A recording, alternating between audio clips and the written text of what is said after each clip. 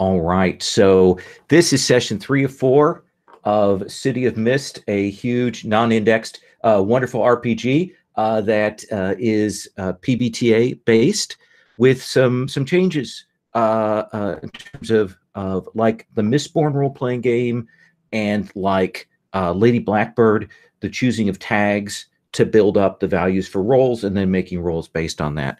But otherwise uses a PbtA style system for figuring out the actions and what happens as a result of them.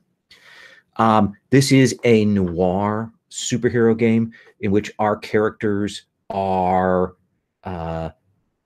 modern sort of heroes, but they're all people that bear a story. They bear a particular legend or story or what's the word for it? Just a mythic element that they are carrying out. That can be very important to their identity or less important to their identity. I'm going to de-archive a couple of characters here since I realized I archived them in the Roll20. We are using Roll20, so you may hear us refer to that. There is a very nice sheet which helps, but it also illustrates just how much is going on in this game when you go to flip the cards and things. So let me see if I can summarize what happened last time. Our group of masked vigilantes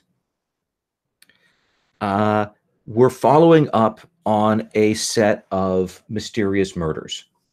A number of highly placed philanthropists in the city had been killed with sort of animal-related means of execution.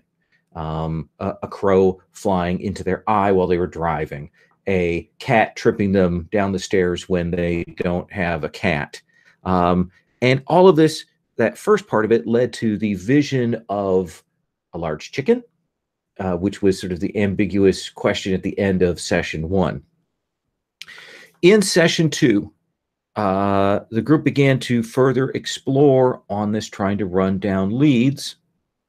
And in another particular vision, the group saw that there was this chicken figure that seemed to be pursuing someone in the distance. Maybe a woman, it's hard to tell. Maybe a young woman, hard to tell. But another person also seemed to be pursuing that figure. A guy who actually spotted our particular hero that was doing this vision and could see him and kind of spotted him. And the sense that they got was that there was someone with this whole chicken thing, animal thing on one side, this other scary guy on the other side, and they were competing, both trying to find, take care of whatever this third person. And so lots of information was put together in the course of that. But I think we eventually got to the point where we had the group split in 2 directions with 2 fights that broke out. On the one side of things, one group went to the zoo to speak with somebody regarding the possibilities of, animals and how animals might be used as weapons and unusual things. However, when they got there and they began pushing on this woman, it turned out that the person they had gone to was in fact a rift like themselves, and was in fact the killer, was in fact the person who was using the animals, and it turned out to be a rift of the Russian mythical figure Baba Yaga, who then let loose with her Airstream trailer on legs, chicken legs, that came bashing in through the wall, and they fought her and the Airstream trailer, and were able to defeat the trailer and her as well. On the other side of things, I believe it was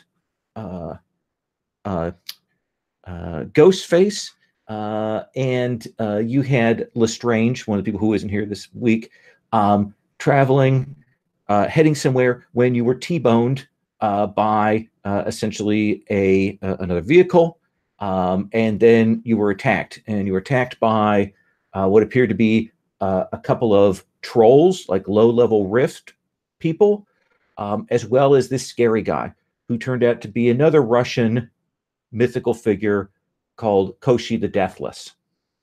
And the group fought him. They took care of the trolls and were able to defeat that and get away. And Koshi did manage to escape from them. But those are, I think, the big things that we got on the table last week. Agatha, Stephen, did I miss any big details in the telling there? Not that I can think of. Yeah, I think that was pretty good. Yeah. So that's sort of where we're going to be taking up this week. We're going to be going back at our base, which is, as you may recall, a warehouse. It is a seedy looking warehouse on the outside that's very nice on the inside. That Excalibur, Callie, has invested some money in to make it look cool for your superhero base. And we're going to take up with that. Now, here is my question before I get the voiceover. You have captured, gotten a hold of Baba Yaga, this person who's a rift. So in this mythos, in this world, this isn't something that isn't particularly spelled out very well in City of Mist. So let me ask you this. Do you think that when you defeat someone who's a rift that breaks their rift power? Do they stop being the rift? Or do they stay as that rift? And if they stay as that rift, what do you do with them? What do you do with the super being that you've captured? So I have a suggestion that just comes to mind. Okay. So you mentioned the mist. Basically, it obscures things. It could be that basically there is a way, a procedure or something like that we know of to submit someone to the mist, which strips them of their rift powers and puts them back, alters their memory so that everything gets fuzzy and all that kind of stuff. Okay. So maybe we could be basically judges deciding who has used their powers for ill.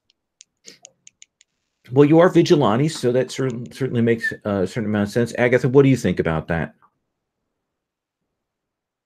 I like that. Okay. I do feel like it might be good if in doing that there's like some kind of negative consequence that either we have to take on or the person that we're subjecting it to has to take on, because what if we it seems don't have, like go ahead. What if we don't have control over that mist? It's something, it's a body or a governing body that we refer to, and it gets us heat from them. Well, here I'm actually going to roll it into some mechanics here. That in order to do this to another person, you actually take damage on your own theme books that you need to take care of. The personality ones have that crack, and the mythos ones have the fade. That if you want to do this, and everybody who's participating, it has to mark damage somewhere. That doing this is kind of a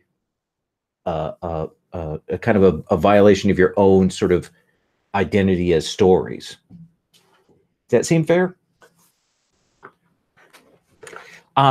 So let's assume that we haven't decided yet what you're doing with Baba Yaga, that she is restrained in some way and back at your base. Agatha, I think that Ghostface is the most noir of all our characters here. So as we come in, what is the voiceover that we hear of the sort of internal monologue of Ghostface at this time? Now I wish I revisited some noir films before this so I can really get that tone right. I think it's like raining outside, and like the camera is first on like the raindrops hitting the windows, not windowsill. And What is the... I don't like the sound of this. This chick. Don't know what to do with her. No pun intended on the chick reference. Everyone in the audience is like, "Badumts." I feel like there's something bigger than this, bigger than us going on. There's an invisible web in the city. And even if we give her over to the mist,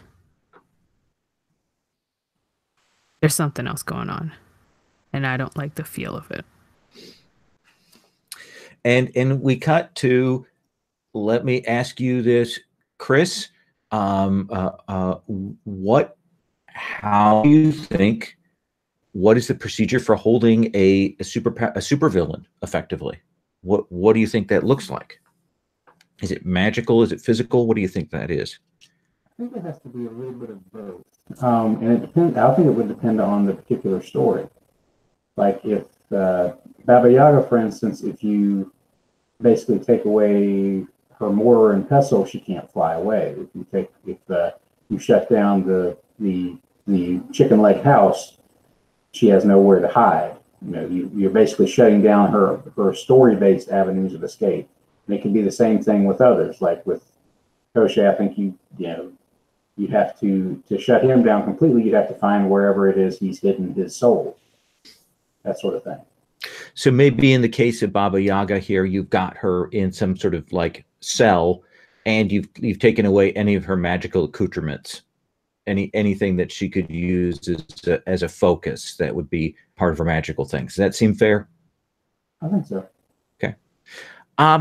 And Calliope,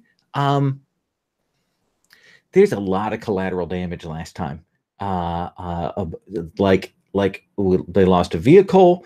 They did make a mess downtown, but people put it to a car crash and a kind of an explosion. There was an incident at the zoo that is being put down to some sort of escaping elephant or something like that. What is that exciting to you or worrying to you? I think Kelly worries a lot about collateral damage because the people who suffer from collateral damage are the ones who can pay for their own repairs. So she's an activist, and that's a big deal. Also, she's going to have to throw money around even to ease her consciousness. So it's going to come up for, it's going to make a dent in whatever savings account she has. Absolutely. And you do have a pretty significant trust fund here. Oh, yeah. So I think the leads that you have is you were able to see Koshi, so you know what he looks like. And so you've got that particular track to go down. And of course, you've got Baba Yaga here to question, negotiate with, however you want to handle that. So let's come in. Let's do a little bit of that scene. When we think we get to a point, conversation-wise, we can move to a montage, which is a downtime thing where we can generate information or XP or things like that. Does that sound fair? Who is playing good cop and who is playing bad cop with Baba Yaga? Or are you all playing bad cop? I think either. I think I should be good cop. Oh yeah, I definitely think that Ghostface, the Lord of Fear, should play good cop, because that'll make bad cop even worse. Kyle will be the good cop. Okay. And it is your background. It is something you know. So who's partnering with you? Is it are you keeping the others back, or are you focusing on one person as your interrogation partner? I don't know. I mean, who wants to be bad cop, right? It's Azita, you want to be bad cop? Sure, I can be bad cop. That sounds great. Okay. So you're a police officer. You know how interrogations work. We assume that you've done some of the legwork. You know, you've got that set up, and we kind of come in. Tell me what your approach is here with Baba Yaga. What is it you want to know? How are you approaching her? So wait, so what? I mean, why do we? What? Sorry, why do we want to do this? It's a good question. What y'all want to know? We want to know what her motive is, right? We want to know why she's doing what she's doing and why those specific people, right? So we want to know Baba Yagas and not the actual persons. Yeah, I think, we want to know if there is a specific reason for targeting and killing these specific people. And you lay out the killings, and she's like, you know, I don't know what you want. I don't know what you're talking about. You know, these people, these names mean nothing to me. No. But you're going to kind of lean into her a little bit. So do you think we want to do an investigate roll to do that interrogation? Yeah. While we're doing this, I think I also want to, I mean, Azito, how are you, like, are you standing or sitting or like? So I think I'm going to lean into the bad cop a little bit. So I think what I'm going to do is I'm going to sit down and kind of pound the table a little bit. And I figure we have like lights in Baba Yaga's eyes and everything. Oh, 100%. Yeah. And Azita kind of leans over and grabs, I figure we have her bound, probably handcuffs, maybe some of your old handcuffs. Okay. Like handcuffed to the table. No, I didn't bring any, but I'm sure Callie could have got it. So. Yeah, I'm sure we can have handcuffs. And I think Azita reaches over and grabs a hold of the wrist of this woman. And I'm actually going to make a move of, so this is a divination, expanding senses. I want to tell her, I can tell if you're lying to us, and it won't go well for you. All right, let's have you convince. Convince. Okay. So I think what I'm trying to do is I'm trying to get a feel for her through the powers of divination. So I'm going to use flashes of the past and flashes of other parts of the mist. So is this more you investigating rather than, I mean, are you trying to create a status on her, or are you trying to do that to get info? What's your end goal here? I'm trying to intimidate her. Okay, so then convince, definitely. Okay. Okay. So what I'm trying to do is I'm trying to get a sense of her past and convince her that I will know if she's lying. But I'm also going to tag a couple of weaknesses. Okay. I'm disturbing flashes of the horror to come. And am I going crazy? Because that might be intimidating as well. Okay, those will be negative things, but they'll reduce that. But yeah, so the system is you click those tags, you don't put anything up top, and you just hit the roll for convince. Okay, I did that and clicked on convince. I so wish that there would be more chicken legs for Azita. That's right. So you will get to mark attention on those particular books that you took the weakness from. Okay. And what do you want to call this? Do you unnerved? Is that what you maybe want to call that? Okay. Well, hold on just 1 second. Sure. I've got a +2, -2, so that should come out as even. But I see in the convince and the buttons, there's other things that maybe are tagged are still clicked from the last. Yeah, I think actually we got sarcastic remarks, flashes of the past, flashes of that part of the city, super speed. You may want to clear your stuff. Yeah, so let me see. Tags. I'm going to go through, try and clear them. So far, I've cleared 2. Okay. So I think that's still okay.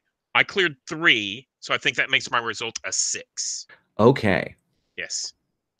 So wait. Before we go there, let me go back. Under divination, I said 2 positive things and 2 power tags and 2 weaknesses. But the button up at the top says +2, -2, -1. Okay. So the thing where it says taking actions, those should be at 0. The plus and the minus should be at 0 because those are you put in manually for statuses. Okay. It's only reading what you click for tags. I got it. So let's actually have you take your tags. Figure out Okay. what your tags are, and let's have you re-roll that. Okay. So I clicked on the tags. Okay. Okay. And I clicked on 2 tags and 2 minuses. Mm-hmm. And up at the top it says -3. You for should power. clear that -3. So Click it down to 0. do I have control over that? Because I thought it just added up the plus and minus. No, it doesn't. Those are the only thing it'll show you that's calculating is your power up top. The plus and the minuses are things that you add in addition to your tags. Okay, so I think it's cleared out now. Okay. Sorry about that. That's okay. No, this is a little bit wonky. This is more than a little bit wonky system that takes some getting used to. Wait, sorry. Does that mean that it should always be 0 for both of them? So the plus and the minus at the top where it says taking action, Yeah. those should stay at 0. The only thing that we should be clicking are the tags you're going to use. You click to the right of those boxes to show which ones you're using. I done goofed. That's okay. We'll get it worked out on the next thing. Okay. Basically, you only click on those tags. It calculates it in automatically. I didn't realize this session 1. Like I had to have somebody point out to me that, "Lol, by the way, you're doing this wrong." So I'm still getting used to it. But where pluses and minuses will come if you get like take damage, or the scene is affecting you, or you've got positive bennies from somewhere else. You'll put those numbers in there. I see. Okay. So it's going to be a power 1 status for her that she's going to have. What do you want to call that status? Let's see. Image. Let's see. She knows what I'm up to. Okay. So she definitely, pulls back what kind of range she has there. And is a little unnerved.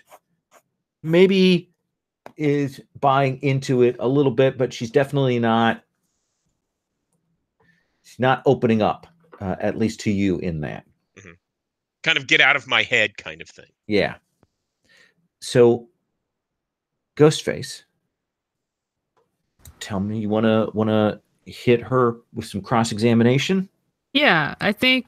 Yeah, while all this like threatening body language / noises is like happening, I'm also, I'm like, hey, it's okay, and then like, listen, like we don't want to, like we just want to understand things, like we don't actually want a fight, even though we already fought, and so on and so forth, and I would like to roll investigate. Okay, right? That's what I would be. And what tags do you think you want to hit for that? Let's see. Interrogate and persuasive. Yep, those seem perfect. Anything else? Let's see. I also want to do not for the faint-hearted. Okay. Does that work? Yeah, I mean, but that would suggest to me that you're playing it a little harder. Yeah, I think I'm like, yeah, like it's because I feel like situations with cops is that even if they're giving off that like, oh yeah, here, want some water kind of deal, but they're also still kind of threatening, and there's no way to not have that, and I feel like that's a part of the tactics as well, where it's like at any moment I could flip, and I think it's how I'm doing this as Kyle, is I like throughout the conversation, sometimes when we're talking, I would be leaning back, and like, so it would be like a lot of space, but then sometimes I would lean forward, like, and that's just like a little bit of that pressure. And then there's always that little bit of like black shadow flame thing as well for the fear. Let's have you mark those tags, click on the boxes to the right, and then roll with investigate. Okay, I want to do the weaknesses. Okay. Of watched by my former partner, and eyes are the windows to the soul as well. Okay. Okay, great. Now I will roll investigate.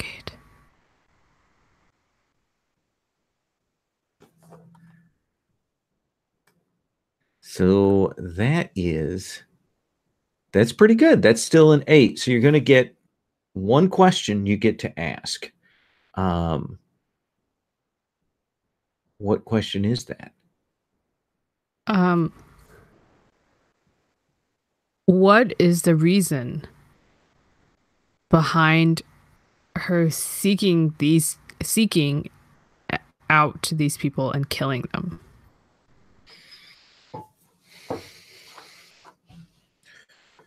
She says, and she looks at you like straight on. She says, look, you and me, we're on the same page here. I am on the trail of someone who crossed their paths, who used them, and I am trying to find her and also cut off her resources. But why'd you kill them, fam?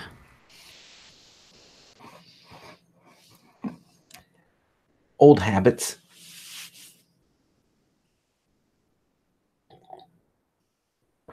Thanks for the water. Problem. And she definitely looks at you and kind of marks, and you're like, I don't like this. She's a little too calm right now. But we'll come back to that in just a second. Irene, you've come back. We have this. We have a description, of this guy who got away. We have the names of these 3 people that got killed. We have this woman here, Baba Yaga, and who she is in real life. What is it that you want to do? I think who actually caught up with Koshe last time? Was it the 2 folks who aren't here this time? That was one of the people who wasn't here last time, and Kyle. So we've got Koshe somewhere in here. Yeah, he got away. Oh, he got away. Oh. Yeah. Yeah, because the other guy was gonna die, so I had to go save him. Yeah.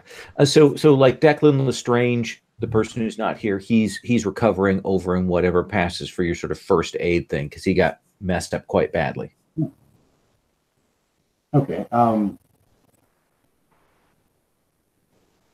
guess she's sort of watching from the background. I mean, interrogation is not really her specialty. Right. And she's just kind of watching Kyle work and grumbling about, well, if he still wanted to be a cop, why did he quit his job? kind of grousing in the background, not inside the room necessarily, like where they're talking to her, but maybe she's pacing outside. I'm presuming we have the perfect two-way mirror thing where you look into the interrogation room but they can't see out, sort of thing. That seems fair. So she's pacing around outside, drinking a coffee and grumbling about this. It's like she's not going to tell us anything. She doesn't have to. So in this base, you've got some space here. You kind of watching this. What does your area of this place look like? I think Irene's space is very well organized because that's just how she is. So she's got her own coffee maker, her own, and it's probably like a Keurig coffee maker, like a single cup at a time. Okay. And she has this small little mini cabinet behind it of all these different flavors of coffee. And she's got her computer, laptop, space set up. And she's got a really nice plant, like hanging above, like one of those sort of nice hanging plants with a few flowers, but mostly it's just greenery in the office. And everything else, the paperwork and everything is in proper files, in those little desktop slot file holders, etc. And right now it's all for show because we don't really have a file to go through for this. Right. But it's some other stuff that she had been working on before. It's still sitting in there. So despite the sort of noir trappings of this kind of dark warehouse that you've got this interrogation room in, you've actually got a little home office set up here with plant, little fern, things like that. Right. And it's still basically kind of, still kind of dreary because all of the office stuff that Callie bought, because Irene did not invest in this particular end of the things, it's still this sort of all like dark wood, like, dark, black painted metal stuff that's very utilitarian office wear. Okay. Really, the plant might be the only splash of color in there other than black and gray. Callie, what is it that you want to be doing? Are you observing this? Are you looking into something else? Or what do we see you doing at this point? I'm trying to think of what Kelly did last time that she wasn't in the action. Yeah. What was Kelly doing? Did you get called in for some kind of party? Yeah, I think I had some family issues to deal with. I think my mother called me back. Maybe I rang her once before I got the text to go to the base, and then she called me back, and I was dealing with that for the whole thing, and now I'm super frustrated. I'm trying to be a part of things. Like, I think we see when they bring Baba Yaga in, I'm just pacing inside the warehouse, and then I'm trying to get a word in, but everybody's just setting up the interrogation, and I'm not making myself heard, and I just feel like cut out of the loop because of something stupid. So what did occur? If we get a flashback to you dealing with your family issues, what do you think happened? Did you resolve something, or is it still open? I think it's going to be open. I think we cut to Kelly being like in a chair, like, when people have restless leg syndrome, she's just like doing that with her leg and messing with her cell phone, not really looking at it. And we see her cutting black and white to her having this huge argument with her mother in this big empty mansion that she lives in. She's just screaming from the top of her lungs, like, what the fuck is up with this engagement party thing? I was doing something important. And she's just like not taking me seriously at all. Is your mother in a position of power? Do we see her? Are you seated? Is she talking to you and you're arguing? How do you imagine that the dynamic is between the two of you? I think I'm pacing the living room and she's just sitting and having tea while a servant stands nearby ready to fulfill her needs. So completely unfazed by your yelling. Yeah, totally.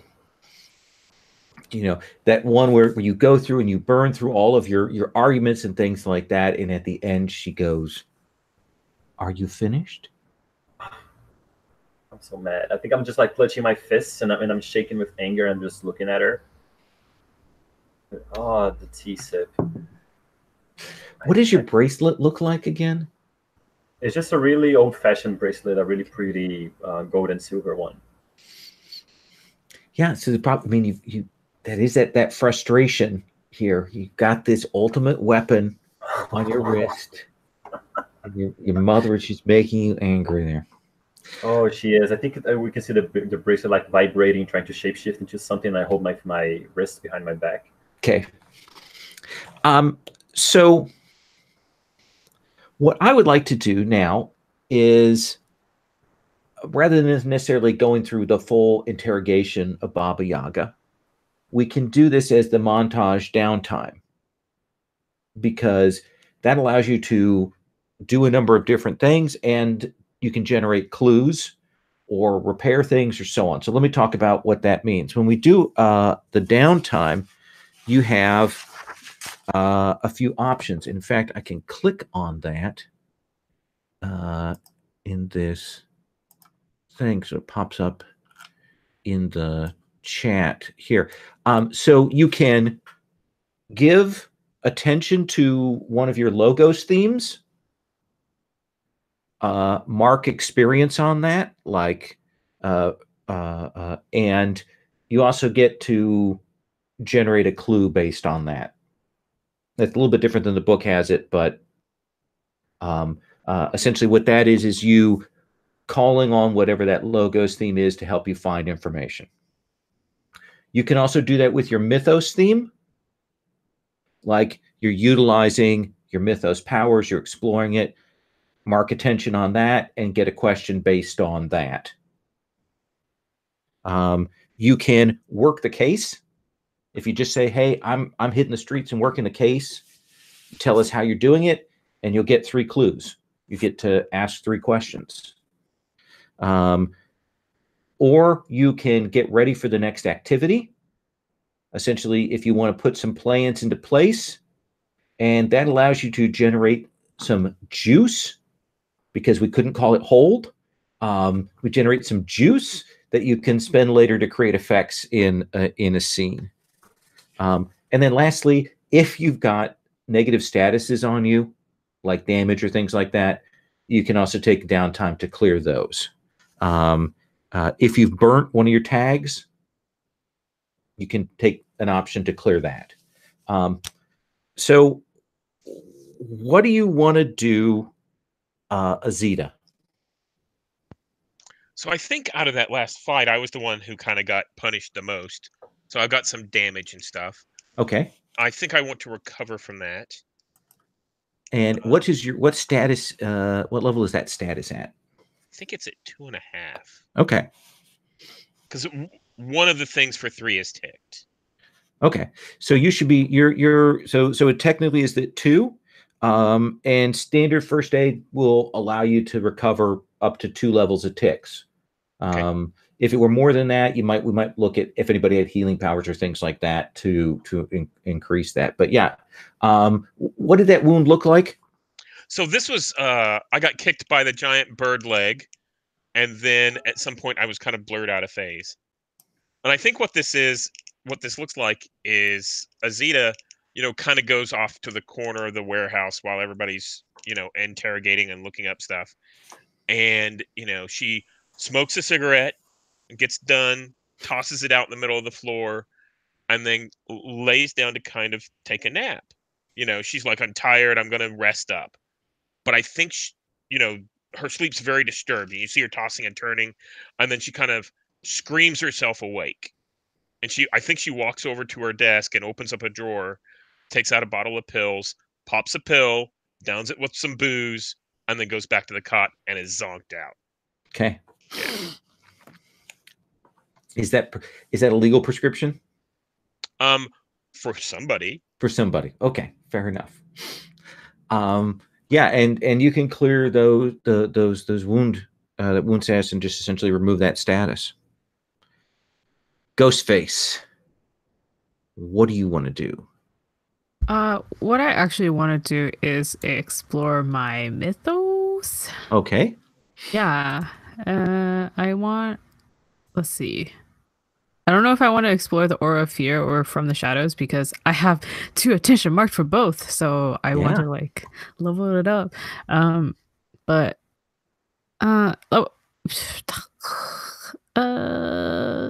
guess Turnobog. What stops Turnobog from engulfing the world? Let's do aura of fear, I guess. Okay. So my question for it is, how can I find someone who... Oh, it just flipped itself. Sorry, I was taking a look at what the improvement things were. How that works. Sorry. That's okay. How can I find someone who isn't afraid of me? I feel like this hasn't been a problem. Like, nobody seems afraid of me, for better or for worse. But well, I think it makes sense here because you are giving off some of that aura, and Baba Yaga is kind of staring you down a little bit. So yeah, you can mark attention on that. Okay. And what question do you want to ask? What clue do you want? Is this something you get in general, or does you think you want to get another piece of info from Baba Yaga? Oh, I totally thought that this was like you're exploring your own mythos. Yeah. So when you explore your mythos, what it'll be is it means you explore your mystery, and it pushes back on any fade or damage that you might have on that. But you also get to get a clue, and a clue can be about the case. It can be about your mythos, whatever you want to do. Essentially, you get a free question. So, what is it that you want to know? I mean, Baba Yaga is also like this sounds terrible, but like, from that geographic area, like Russia, and like I think Chernobog says I it's know who like, you are. yeah, this is also from Slavic, like Slavic in origin, so has similar to. So I wonder, like, Lots of people have forgotten you. You and your friends, your whole pantheon, gone. Fade in the wind. Little names on Wikipedia articles. I have stories. Great volumes written about me. what do you know? What do you mean? I know lots of things.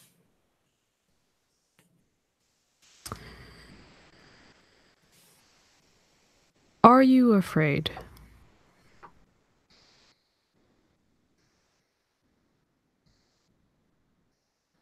What are you scared of?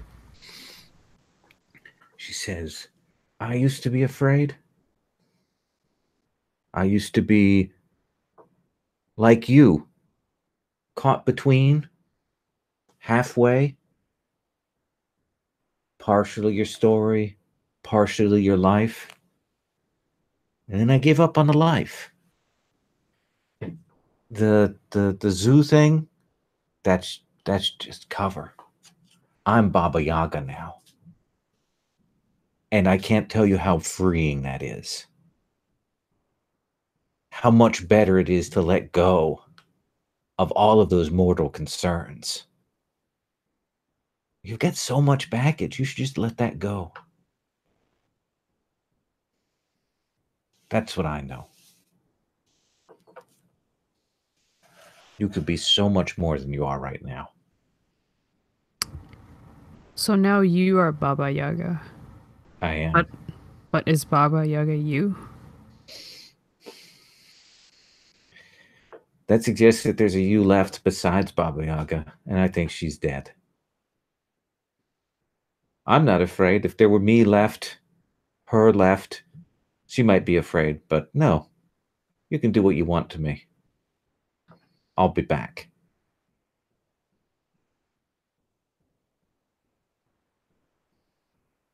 It might take a while, but I'll be back. Ain't that the truth? Does that seem like a fair answer and response there? Yeah, I think so. Or do you want more from that? I'm not really sure what I was asking, so Okay. I feel like that could work. Yeah. All right. And you'll get to get an improvement. And let me look in the index and find where improvements. Oh wait, hang on. So salty. It kills me. So I've looked some of this up, Lowell. Oh, good. Thank you. Yeah, because I also did the same thing. So under each of the different theme books, like the Mythos and the Logos theme books, there's a page after that called improvements, and it's got several different options. Oh, okay. So this is your expression theme book. So let me look that up. Oh my gosh. Wait. Oh, okay. Okay. So under that's page 131. Yeah. So you have the following choices for your improvement. You can take one of these improvements. Mm-hmm. On fire, when you hit it with all you've got, with any power tags from this theme, it becomes dynamite, which means if you roll a 12 plus, it gets better. Mm-hmm. Ruptured rift, when you burn a tag from this theme, you can mark crack in one of your Logos themes instead of burning this tag. So you can just destroy your own identity instead of having to burn a tag. Mythos Mastery. When you hit it with all you've got, you always control the collateral damage, so you always get that as an additional pick. Contain the Surge. When you make the move, stop holding back with your Mythos powers from this. If you fail, it's treated as a 7 to 9 instead. So if you go big with your fear powers, there's much less chance of you really destroying bad things badly. Darren did that last night. He failed his roll, pushing all of his powers, and he did something very bad at the end of the session because of that. Oh. And the last one is Ripples. You can either sense something related to your Mythos expression or prevent others from sensing something by means of your expression. And essentially it allows you to choose a power tag question from Divination or Subversion theme books and add it as a new power tag. That's kind of weak. I don't know. I feel like I don't really care about there being bad consequences because okay, maybe that's not the best, but like because I like that. It's more interesting, right? When things go terribly for superheroes / vigilantes. So maybe I'll just give myself another power tag. Okay.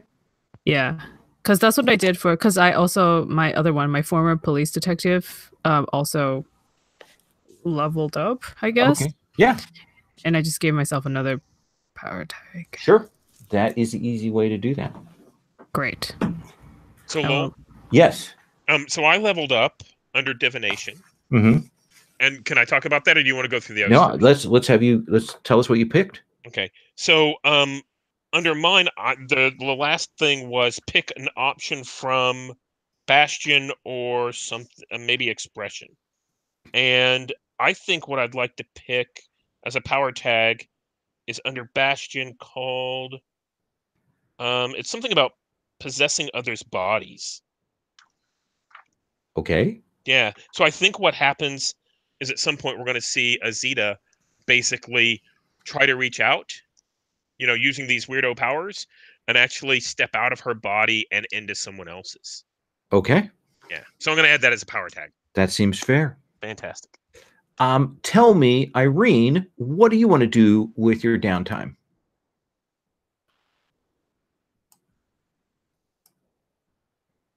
I think what she wants to do is she wants to see. She wants to.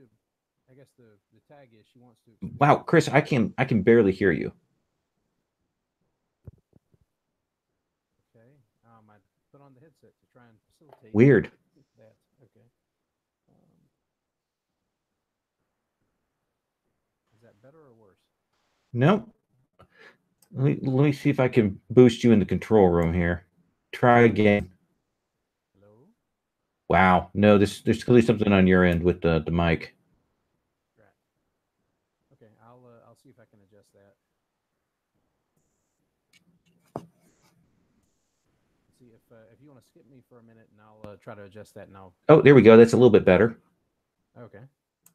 Let me boost it up now. Now talk. Okay. Okay. Yeah. I think something must have been a little bit loose. It's a little bit better, and I've pumped up your volume.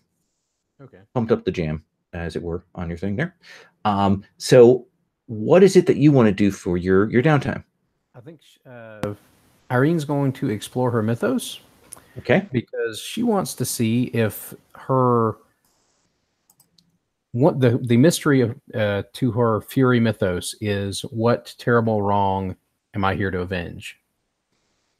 And she wants to try and figure out if this thing that Baba Yaga is doing, or this thing that Koschei was doing, whatever it is they're after or involved in, does this have something to do with what I'm supposed to be going after?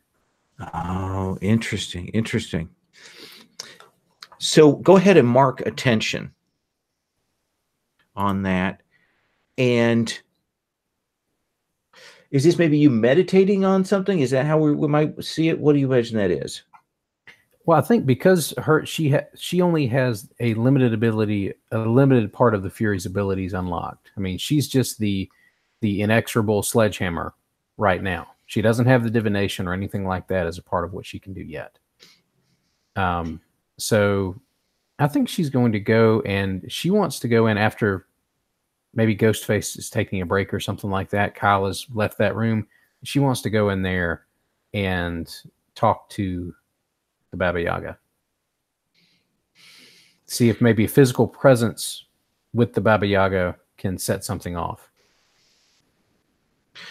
And you will sit down and she'll go, "You weren't here before. No. Where's the little exotic girl and the boxer man?" Oh, they're handling things for themselves right now. I had some questions for you. I didn't get the chance to meet you earlier, and I feel like that might have been sad. It sounds like there were a lot of interesting things that happened. There we are. You're very dangerous. I can be. Can be very dangerous. What I would like to know is what. Tell Baba Yaga what you want to know. What were you doing? Why were we drawn to you? Randomness just doesn't seem to happen in this city. Well, we're all drawn to one another and pulled away, like poles, like the magnet, on and off again. But you, I suspect that you're drawn to this because you like sweet, sweet revenge. Full of rage, aren't you? It's not revenge so much as I think it's justice. I think that phrase, "I think it's justice," you should keep that in mind. I try to. It's why I haven't randomly started smashing people in the face and putting people through tables. It helps. Some people, I suspect you're drawn here because there's someone else in this city looking for revenge. Free floating. A sense of injustice.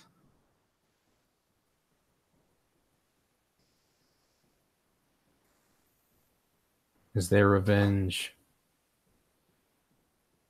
something wild and unfocused? Or is their revenge focused on something in particular?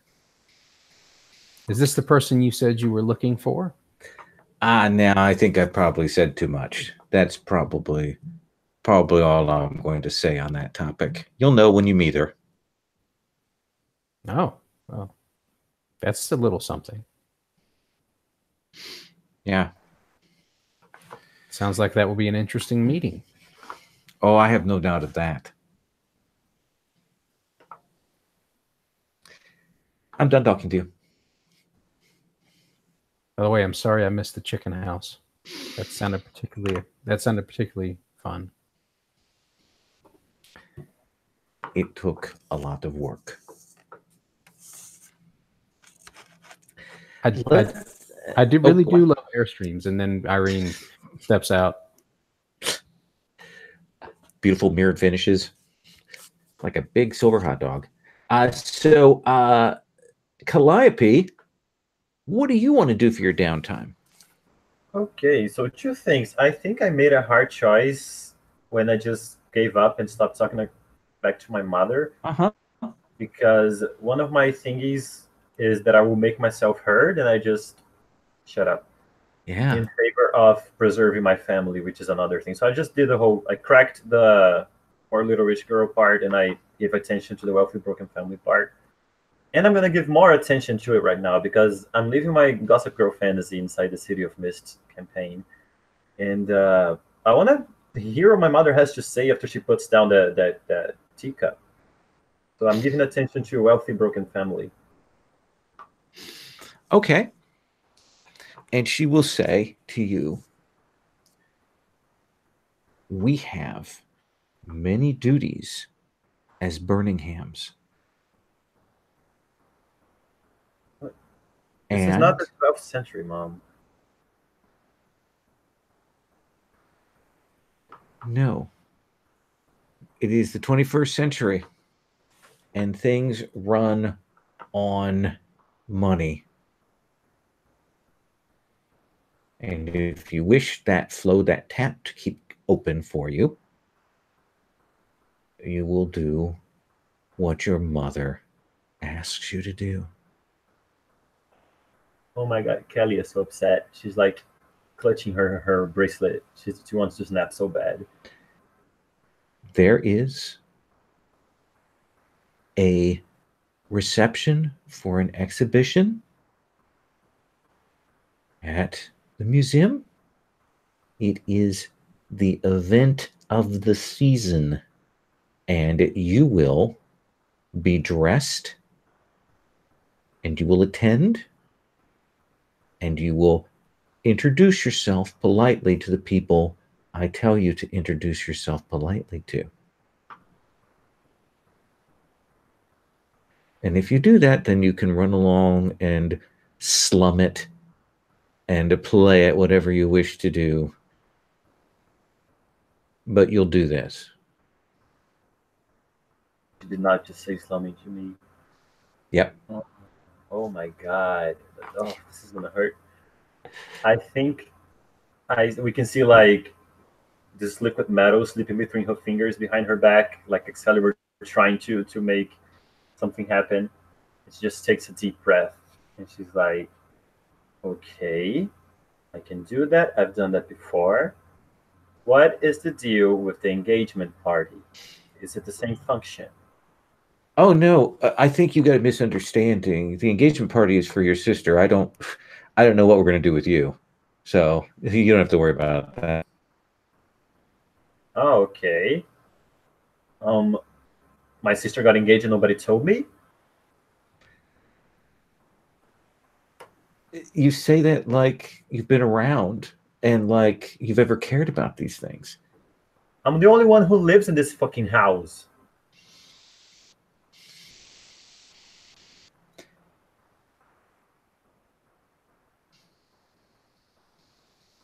What? You're not gonna even talk to me? That's new. I'm just waiting for you to wrap it up and be done. I've got things to go do. I've given you the time to come and explain these things to you. I think her phone buzzes and it's the call that they got Baba Yaga and they're going back to the warehouse. And then she just, fine, just pick up a dress for me or whatever. I'll see you at the museum, Mom. Great talk. She just slams the door and walks out, and her flashback cuts back to her clutching her phone in the warehouse. Perfect. So do we want to bring the group together to talk about next moves? Do we want to do another downtime? Do you guys want to do we want to do a once around? What do you think, Steven? I'd kind of like to see some more action, I think. So I think getting the group back together to pursue, my opinion would be getting the group back together to try to figure out more of the mystery. Yeah. Okay. Does that seem good with everybody? At least to cross paths. So once again, we've got the nice meeting table. You guys aren't at the meeting table. You probably got some couches, despite having the high-tech meeting table with the PowerPoint presentation. You're seated over here having your conversation. Baba Yaga's giving you a little, and she is secured. This Kolshi the Deathless is still out there. There are these murders that Baba Yaga did, and it's clearly this person that they're pursuing. So let's take up. And I think let's start with Ghostface, since you were kind of the lead person in the investigation. What are you saying to the group when we come to the table? I mean, I hit everyone with the info that we got. I mean, I don't talk about this like fear thing that yeah, I was gonna say my heart to heart with Baba Yaga. But yeah, everything else, which is basically nothing, is that she was like chasing after someone and she just killed these people out of habit. I think, and I think I also laid the decision on the table for everyone to decide. Like I say that there's nothing left of the person that was there before they became Baba Yaga. So if we were to strip her of the mythos, then she would be like a shell of a person. But she's also very dangerous and has no moral qualms. So Yeah, the thing about shells is that they don't murder anyone. We can just let her walk around the city. But if we strip her powers, another incarnation of Baba Yaga might come back quicker. I don't actually know how these things work. I thought there would be like a timeline that they would follow. I don't think any of us know how this would work. Yeah, tell me about it. I almost murdered my mom today. But, I mean, if another Baba Yaga shows up, we deal with her. I mean, it's got to take a while for the chicken to get her feathers in line. Well, we definitely don't have the facilities to house her long term. I mean, so we have to figure out something. Either we strip her of her powers, which honestly seems like the most rational thing to do with her, just to take a incredibly powerful sorceress murderer off the table. That's probably a good thing. Yeah. Well, can't we tone her down a little? Like, I don't know. She was a person once. You got to have some memories, some connections. Oh, maybe just reduce her a little bit. Yeah. Interesting. Just make her like crazy and not murder crazy. Just like she screams at people on the street and she has a pet chicken. That's an acceptable amount of crazy. I think what we could do is if one of us were to do I'm just like scrolling through the starter rules, like the stop holding back, which is when we use our abilities in a way or scale we've never attempted before. And then stakes, and we roll plus logos. Like that could be interesting, right? Because this is like a high stakes kind of thing. And now, if Irene cut loose with the Fury thing, I mean, she might be able to do something with that unusually, because Baba Yaga is a murderer. So that could trigger that, but that's not the big thing that Irene's focused on. And here's the thing, Irene. If you failed that and you burned that theme book, it would flip, which would be a logos, and that would be all logoses for you, at which point you would forget everything. The question I have is, do we necessarily know that danger? Like, I think you have a sense of it inherently, that there is a balancing act that you run. So we can like it's like in the dark. Maybe you can sense that there's an edge and there's a ledge in front of you, and you don't want to go any further. That sort of thing. Yeah, I imagine that there's a pull of your everyday life. There's a gravity of that, but then there's also the temptation and pull of these powers. Like you can cut away more of your daily life and get more power, and be more awesome. And who wouldn't want to be more awesome? Definitely true. Do it. So a big risk to do that. Yeah, if no one wants to do it, I can do it too. I was gonna do it with yeah, I was gonna do it because you roll with like the plus the logos that you have, right? So I can spin it in some way. Do you want to do that? Yeah, I'll do it. What is it that you want to achieve? Tell me that. What is it you want to have happen? I think I want to remove the presence of the mythos from this person. You essentially want to kind of burn the Baba Yaga out of her? Yeah, I guess Okay. so. I think that's a little more than significant. I think that's a no return choice on that list. Huh? What does that mean? So you've got different levels of sacrifice based on the level of effect you want to get. If it's a significant thing, then there's a different level of risk to it than there are for no return. In fact, we can kind of pull up, I think, here into this. I can do a cinematic move. Stop holding back. I'll click that move. So there are different results there. I think the level of it is no return, which means on a 7 to 9, you'll replace one of your theme books. Mm-hmm. On a 10 plus, you'll and on either of these hits, you'll do it. On a 10 plus, you'll mark fade or crack and burn all the power tags on one of your themes. Cool. So tell me what that looks like. Yeah, I think it's in that like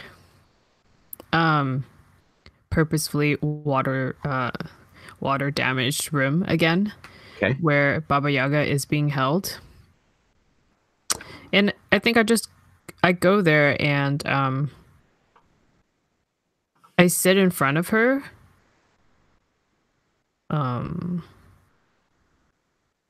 And there's that bright light, so then everything else is in darkness.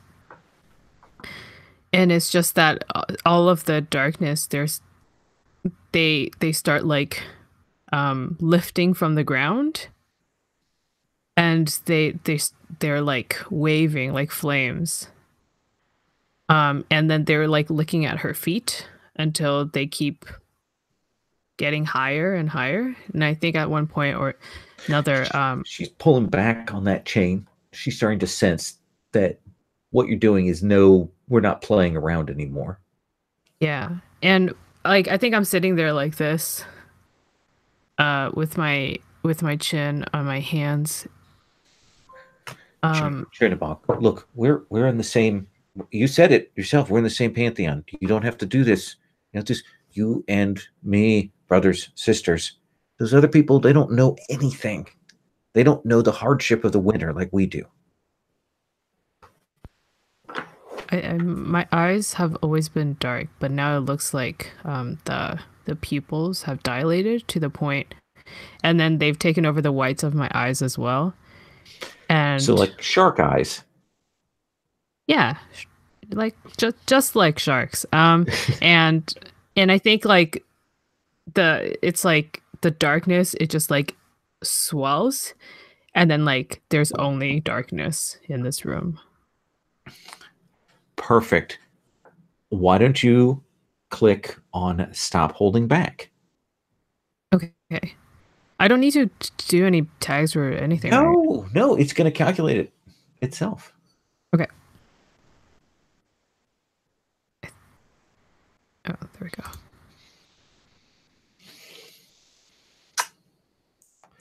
So I'm going to chef kiss on that. Oh, nice. All right. So you're going to have to choose one of your theme books, either Mystery or Logos, and you're going to have to replace it. You're going to lose it. It's going to flip to the other side. You're going to choose a different thing for it. And then you're going to get a power tag based on it. Wait. Okay. So I want to. Oh wait, when I flip card, it doesn't. So here's how it works. So let me pull up your thing so I can take a look at it here. So if we pull up Ghostface, which of these do you want to change? I think it's Vigilante.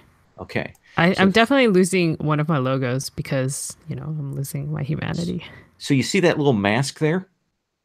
Yeah. Click on that mask. Now. Oh, snap. And then you can do a drop down and pick what kind of power you think you're going to get there. Oh. Okay. And then we'll give you a tag based on that. Okay, I have like real struggles with this because I don't have the actual like core book, Sure. so I have nothing to choose from to reference, and I'm not that creative in this Well, area. let me tell you what kinds of powers those are. Adaptations are like range of spells, adapting to environment, shape shifting, elemental manipulation. Then Bastion is armor, shields, invulnerability, protections, unbreakable will. And divination is, of course, special senses, fortune telling, psychometry, magically finding people. Expression you already have. Mobility is supernatural speed, flight, turning into a cloud, riding on mythical creatures, magical transportation. Relics are like magical weapons, magical armor, bag full of wonders. And then subversion is like invisibility, trickery, illusions, stealth, hypnotism, hiding in plain sight, secrecy, and counter detection. Okay, so if I want to do something that is like Ghostface is going to melt into the shadows, would that be mobility or subversion? Do you want to teleport using that, or do you want to hide using that? Do you want to use it as a means of motion, or do you want to use it as a means of stealth?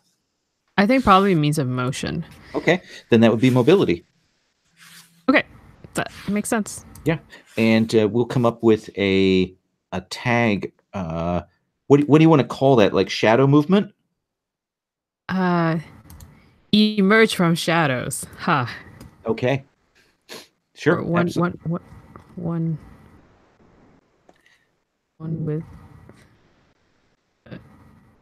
Oh, I want something really cool, but I can't think of anything. Shadowport. I don't know. Shadow track. We'll figure it out. But essentially, your power tag is going to be that shadow movement for that. Okay. And Baba Yaga, there's this moment where you kind of pull all that darkness out, and she goes, "Yes, that's what I wanted you to do. I wanted you to embrace that darkness. I knew if I talked to you long enough, you'd do it. I will see you later." And she's gone. Yeah. Like the eyes, the windows of the soul. We talked about that weakness. It's like she goes through your eyes and walks somewhere else. Yeah. Oh, I love this. This is such a great panel. And then it's just me like sitting there in that like super uncomfortable folding chair. Like my hands are like clasped before me and like just like my body, like the bottom of it is like fading into the darkness. I like that.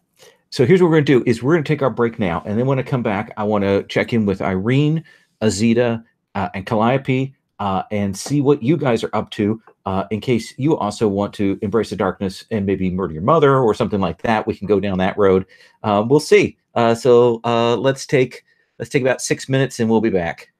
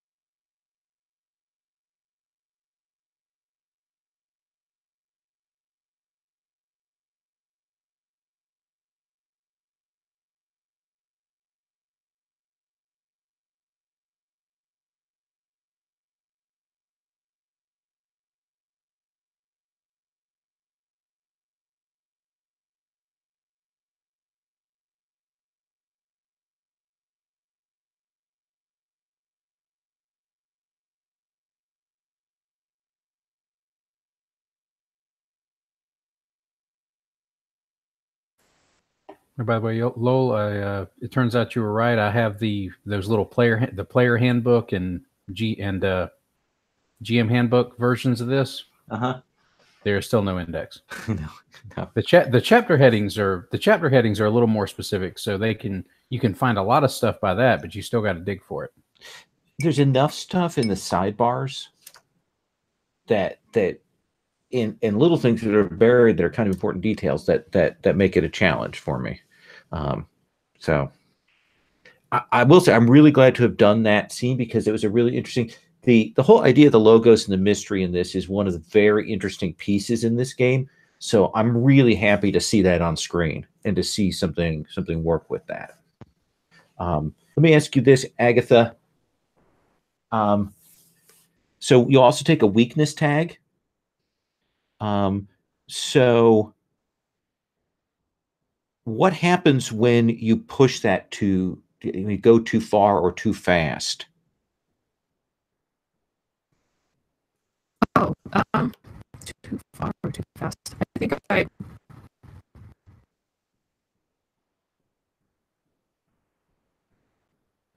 feel like the theme now for Kyle Ghostface Hansen is losing aspect of his humanity. Okay. So I think it's something about like the pull of the shadow is stronger the more time that he spends in it or something. You know? Oh, okay. So like corrupted by shadows, something like that. Yeah, sure. Okay. Yeah, you can put it as or some variation on that as your weakness tag there. So let's come to while Kyle is doing a journey of personal discovery and letting Baba Yaga go. Let's come to the three of you and see what you are up to. Sorry to interrupt. But before that, so I have one power tag. Yeah, you'll have one power tag. Essentially, the way they do is you start those new ones with one power tag, and then every time you get an attention, the first attention you get will give you another one. If you get two more, you'll get a third one, and then we'll go back to a standard advancement on that. Oh, okay, cool. Yeah. Thank you. They make it easier when those things happen for you to get those back. So the four of you have been talking about the leads that you have.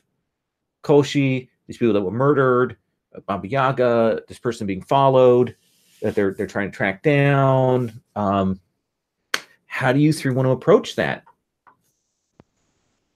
See, Irene? Irene says, "Hey, if Baba Yaga and this Koshi guy are looking for somebody, then it has to be somebody that's connected to those two, or at least they think is connected. So maybe that's where we need to run things down: is what other person or entity connects those two people." That's an interesting question. It is a big mythology, so there could be a lot of different cross connections. But did you want to investigate on that? Is that something you want to do? I think so. And I think and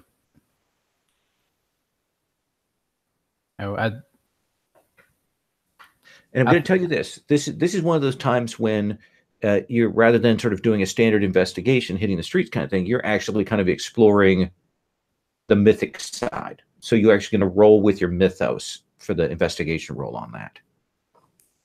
Okay. So since I'm exploring that possible vengeance end, because she did mention that there was an entity that might be involved that was also hunting for vengeance. Mm-hmm. I think she's going to lean on that side of things in her. I guess it's maybe like introspection, maybe meditation, that sort of thing. Okay. Yeah. And try to focus her attention on sensing that current, some sort of current like that. And now, what tags do I select, or how do I do that from the mythos? So what you'll do is you won't select any tags. You'll just put a +1, a 1 under the plus on taking action, and then hit investigate. Okay.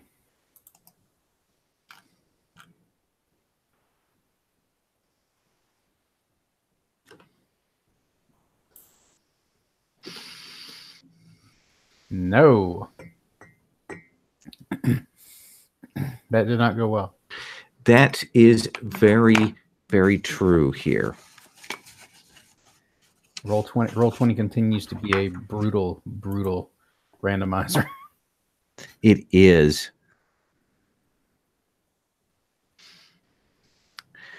So I think I'm going to have you burn one of your power tags under that bastion.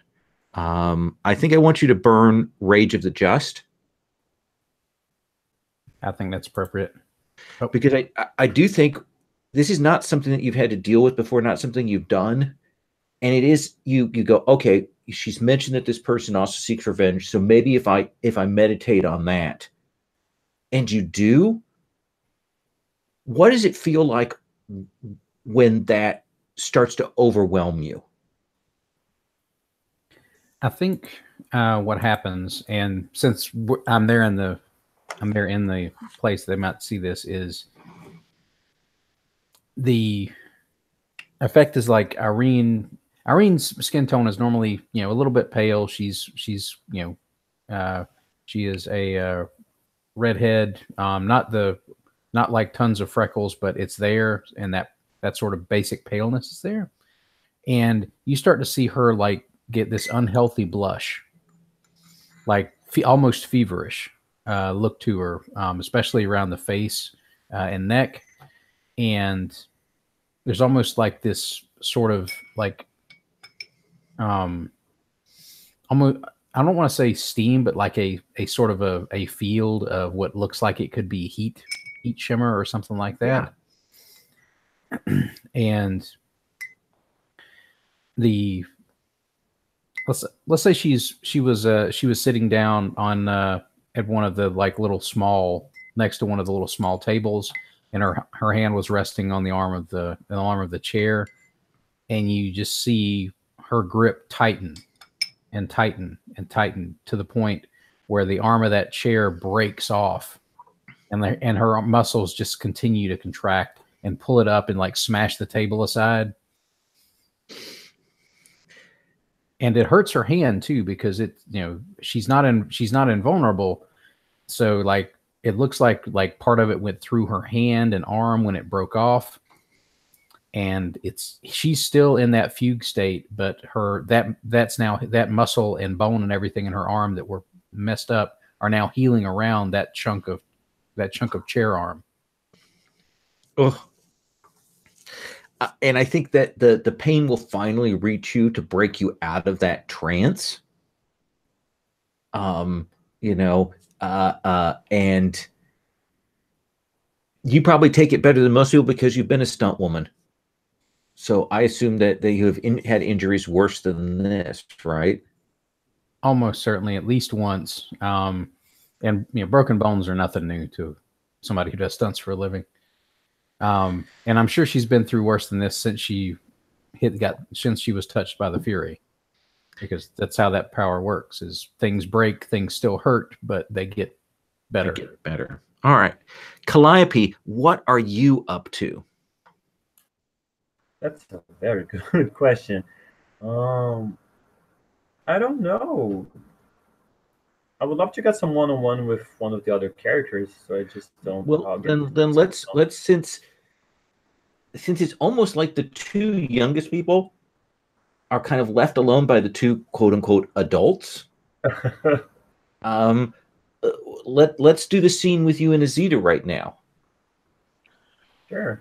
Okay, so that sounds great. How about if so you have if I'm not mistaken, you have a engagement party to go to. Eventually, I have a function at a museum before that. So I have fancy parties all around. I was going to say, basically, what if the two of us go to a fancy party, and but we know that either someone is there that we need information, or on who is it, the dark guy from last session, and then either that, or maybe there's a computer there that I need to hack into, or something like that. How does that sound? You know what would be really cool in Noir if we went to a super fancy club, and we had to do something in the club, like get information or check someone. Yeah. Maybe you're dressed to go to the function, and this is where you stop off before you go. Oh yeah, Mom is gonna love that I show up smelling like cigarettes and sweat. So let me ask you this then: what does your clubbing outfit look like for each of you? Oh my God, you shouldn't have asked me that, Lowell. Oh, I need to think about it.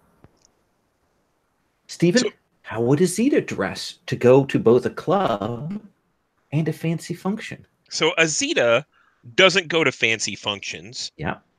So I figure she's going to dress for shock value. And this is either going to be like leathers. And of course, I think she has a shaved head already. So it's leathers. And maybe some chrome, accents here or there. But something that would probably be more akin to a seedy bar than a formal function. So you'll fit more in with the first place you go to and less with the second place. And you will look like maybe someone that Callie has brought along just to create a scene. And to piss off her mom, yes. Yes, okay. Yes. Callie, what is your clubbing thing? What does it look like? I would say that I'm gonna do kind of a 2-in-1 situation. Okay. So I don't put it too hard at the function. I think I have just a really skimpy dress that's obviously designer and super fancy, but I have this like see-through long gown over it that together makes it minimally decent for a high stakes function, but that I can just like drop off at coat check or go inside the club. Absolutely. And let me ask you this: what color? What? I mean, she's blonde, right? Yeah. So what color is her little dress? I think she has a little closet at the warehouse, so she's gonna color coordinate with whatever Azita wears. Okay. What's Azita's color? Like I heard chrome and. Chrome or silver accents and black.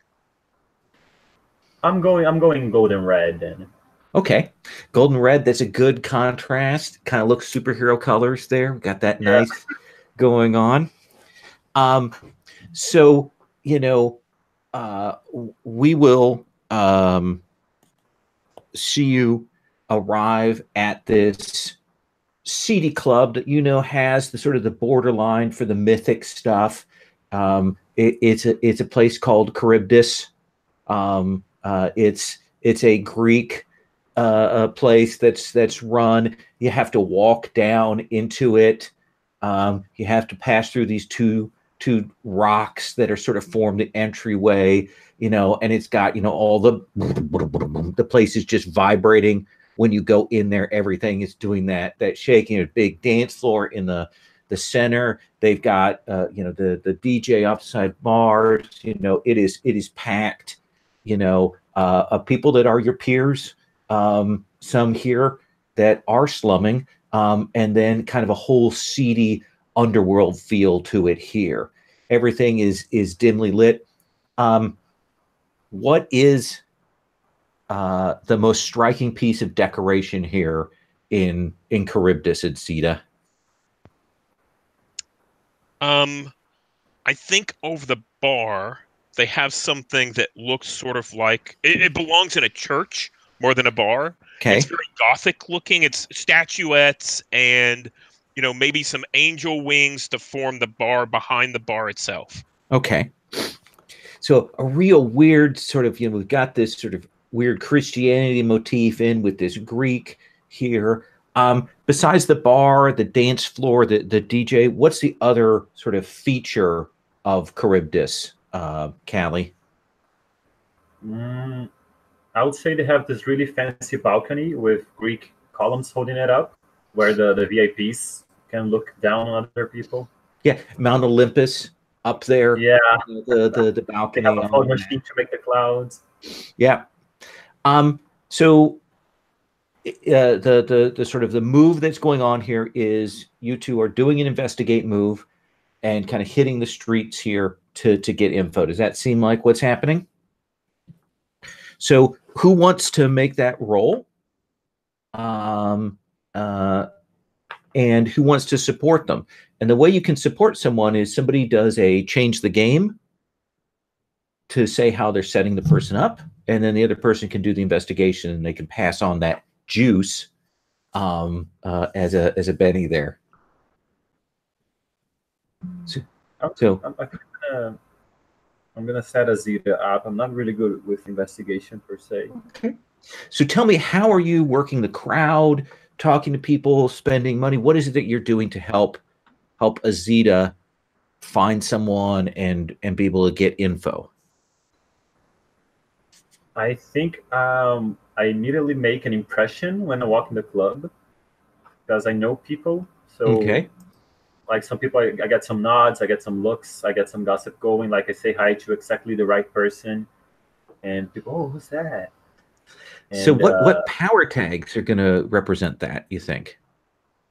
I think I'm using friends in high places. Okay. And possibly Cushy bank account. I think I just bribed my way into the club, so I couldn't. Absolutely. Anything else? Do you want to draw anything from Poor Little Rich Girl? Yeah, I think cutting edge fashion and young and fit probably. Okay, you can click all those. Do you want to put any weakness tags in there? I sure do. Oh, the old woman will find out for sure. Yes. It's gonna be on BuzzFeed's Insta stories or something. Okay. So then you'll hit with the change the game move. Okay, I'm gonna put in never taken seriously as well. Okay. Like I'm making a fool of myself. I'm being a starlet. Yeah, and you don't quite fit in the CD bar. Yeah, it's not like I'm trying to be a decent person in the world, and I'm just going back to my roots and being shitty with people who are here just for the attention.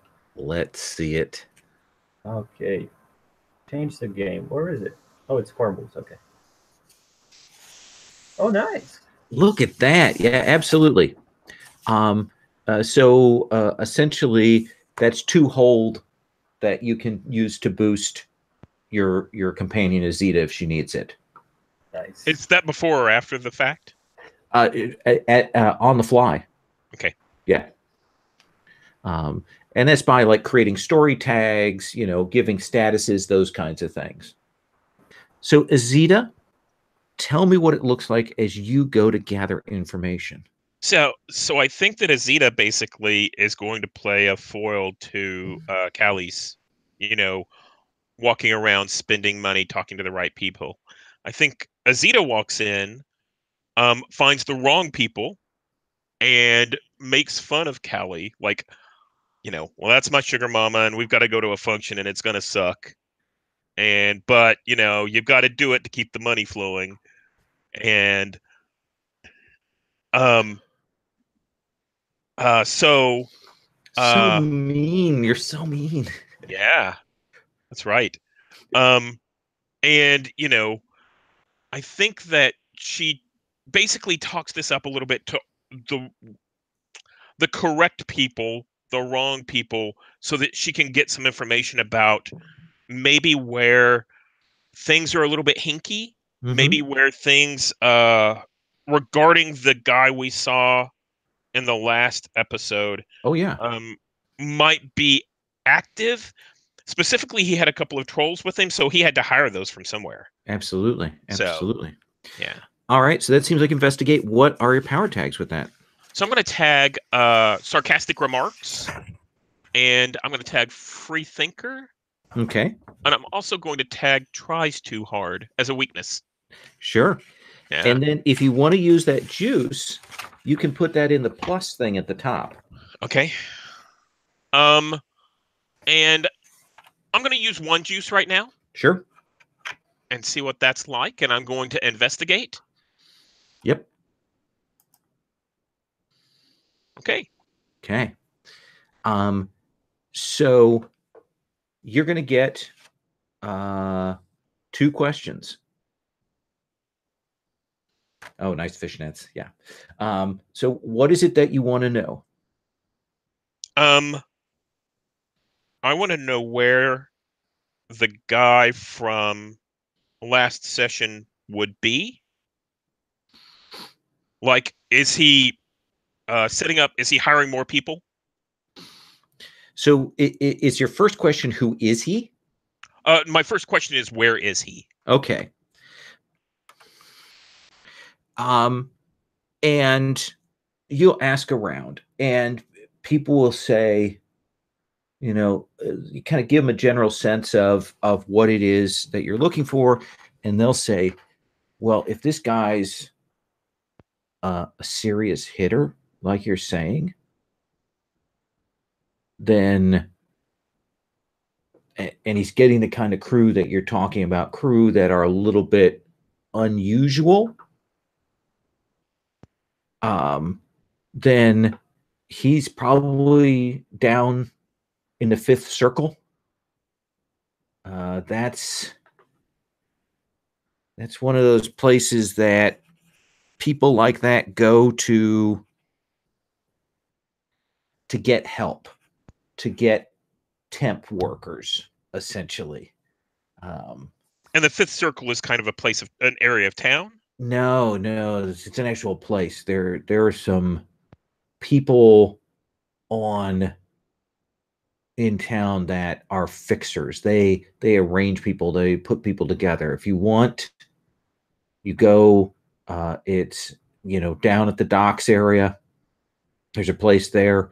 You need a reference. You go in and you can hire associates. I see. Does that seem like a fair answer? Yes.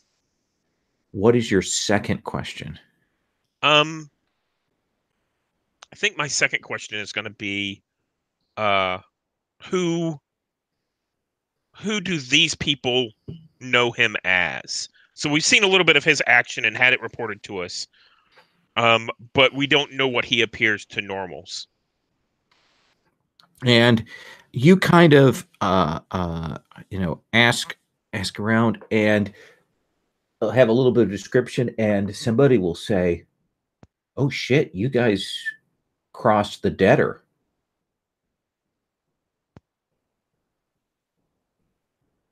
I'd say he crossed us, but well, no, man, you do not want to fuck with that guy.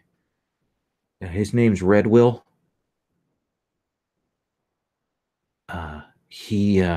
He works for various mafioso types in town. He's an assassin for hire. Like he's got 9 lives. Like, he's taken some people out and gotten like hit in the crossfire, and has come back from it every time. Yeah, you do not, if you don't want to be on his radar, because if he's after you, if he's hunting you, he's going to find you. Well, I wish that wasn't the case, and I think I'm going to buy a round for everybody here on Callie's tab. Okay. Yeah. So you'll get that. His name, Red Will, definitely does make people nervous here. So let's cut from you two at the club, all that sound in the background. Let's cut to an empty, dark room. You'll realize that Baba Yaga is gone, has escaped. What are you feeling right now, Ghostface?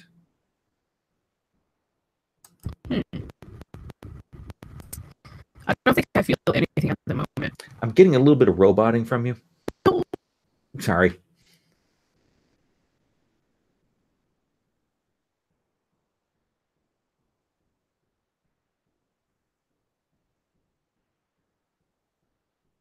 Okay, is it better now? Yeah. Wow. Okay, perfect. I don't think I feel anything at the moment. I think this is a side effect of what I just did.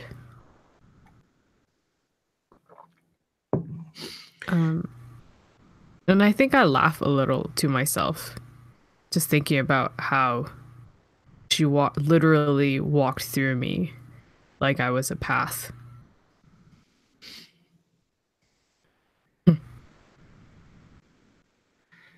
And eventually, when you get up and walk out back into the base, you'll realize that Azita and Callie are gone. And you'll see Irene there, probably kind of head in hands, looking a little exhausted. Maybe she's pulling that chunk of chair out of her arm. Go grab the first aid kit and then also pour a glass of water. You want the water first or the first aid kit? You and I both know the first aid kit won't be necessary. She starts shaking her arm, and it's slowly knitting itself back up out of the hole that the chunk of chair had punched through it. And she's just trying to like brush it so that none of the splinters stay in the wound. Like that's the big thing right now, is to make sure nothing stays in there. I think I go grab like a mop instead, because there's like blood all over the place, right? Oh yeah. Yeah. It sprayed. I start mopping. And I think like just like one of the panels is like a close up on my face, and my whole eyes are still like bugs, you know, like it's still all black. And I don't think Irene probably hasn't looked at it. Seems to be looking down and just grumbling to herself. And she looks over at you mopping the floor and she says, "Damn, I wish you would have done that a year ago." She's sniping at your lack of housekeeping.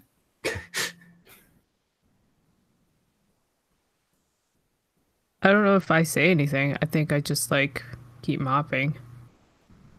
And I think I like gesture with the mop like towards your foot so you can like step away so I can like mop that spot as well.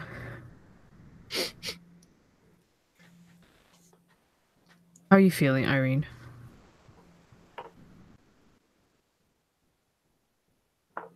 Angry but drained. It's weird. I feel like I should be angrier, but I also feel like I'm kind of exhausted. You're always angry.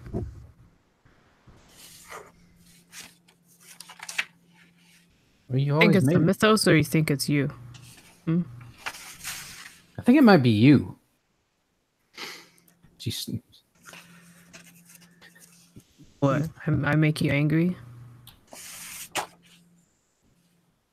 this whole mess is kind of making me a little pissed off. I mean, we're trying to find out what's going on. We finally get a hold of somebody who can tell us stuff, and all we get is this sort of cryptic hinting and stuff. And I try to find out more, and I end up like, I don't know what the heck happened with my arm. I don't know why I did that.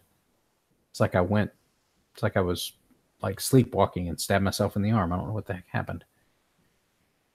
Yeah, girl, I told you it's the mythos. And what's that got to do with me?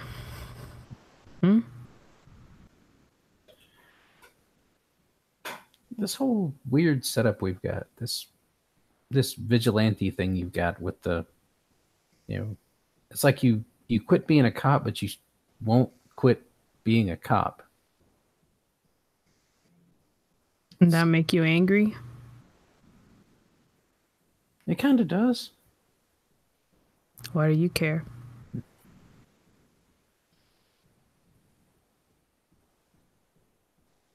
I'm gonna start walking closer. Maybe I'll like lean the mop against the wall. Okay. Are you approaching like the aggressive cop posture, that sort of thing, or are you approaching like tentatively? Like how does it look or feel? Um, I think I'm approaching in a familiar way. Okay, so not Cop Kyle, but Kyle Cop. Kyle. Okay.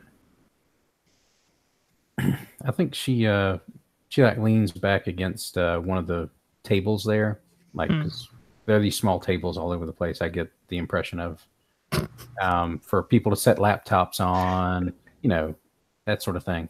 Next, there's little desk table type things near every chair, and she says,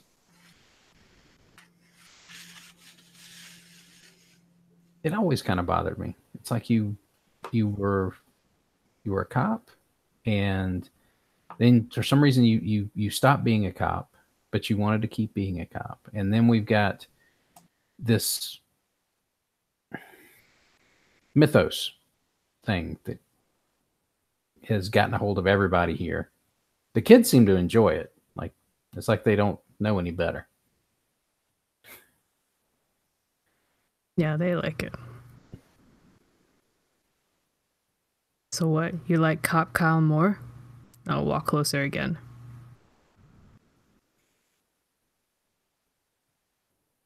With Cop Kyle, I knew what to expect. At least there was some stability in that, even if it was kind of a scary stability. Now the stability is gone. Now it's just scary. And don't do that thing with the lights. That's really creepy. Can't help it. Man, why can't you help it? It's the mythos. And I think, what am I gonna do? I think I'm going to reach out, and if you let me, then I'm going to do you have long hair? Well, whatever. I'll tuck a strand of your hair behind your ear. Okay. I think she lets you. She's sort of looking down, and when you do that, she looks up a little.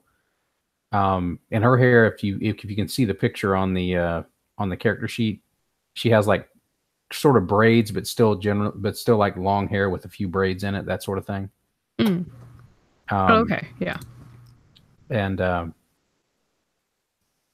she reaches up and pulls one of the braids back so that it sort of moves the rest of the hair out of her face. And says, I don't know what to think about all of this. I can feel that this mythos pushing me to do something, but it doesn't know what it wants me to do, and I can't tell what it wants me to do. And each time I keep trying to find something out about what it really wants me to do, something bad happens.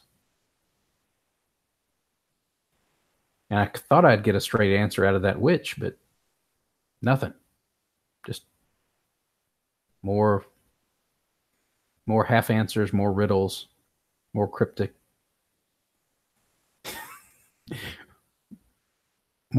nonsense. What are we even doing here? I think I take a step back and then I turn around so that I'm beside you. So I was facing you, and then now I'm beside you, and I lean against that table as well. And I think the props people are like, no. I don't think any of us knows what's going on. I don't think Baba Yaga knew what was going on. She thinks she does. But she only sees a corner of it too. Maybe that's it. Maybe all each of us can see is that one little corner that we've got.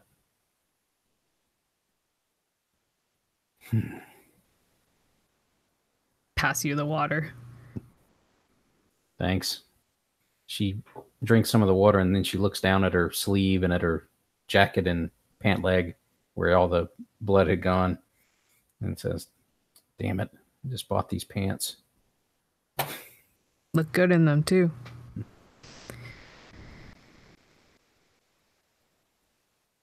Thanks. She looks over at you and she Do you still have that sort of vague field of shadow around you that you were talking about before, or does that sort of fade into the background? I think there is definitely one like close up where it's like the shadows are like fading from the corners of my eyes and now are just back into my pupil. Okay, They're gone. So you can actually see like your human eye, your human eyes now. Just Kyle. Okay. It says no.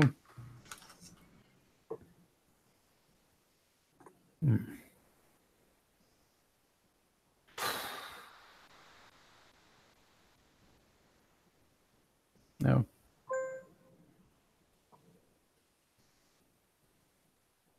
So what happened, man?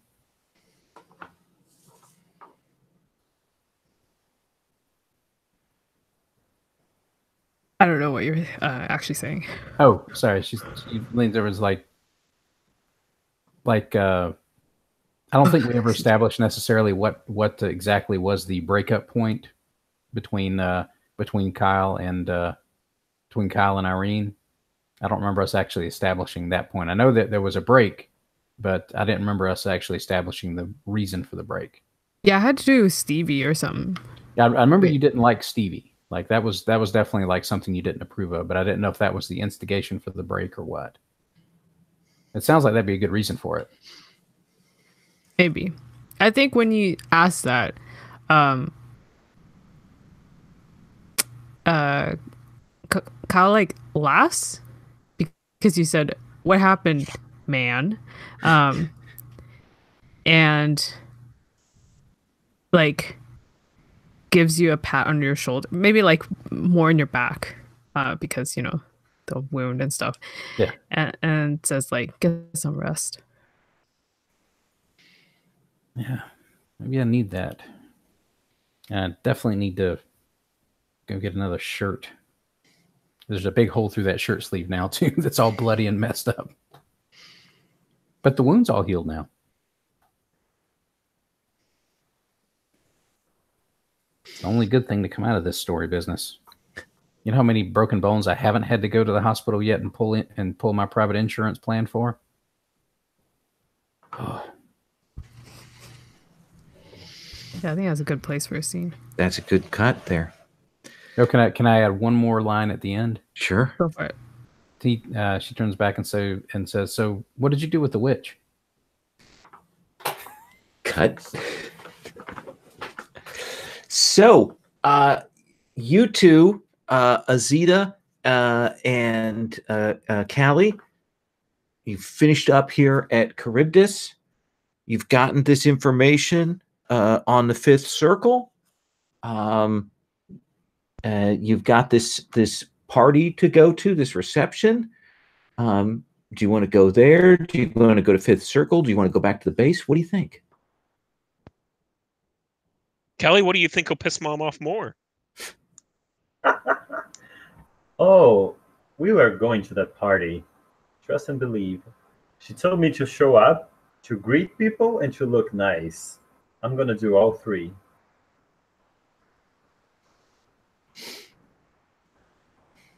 Yeah, we're just going to drive up to that function, and I can't wait to see the reaction.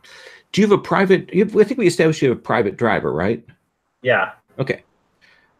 So it's at the big, the city museum of natural history and art.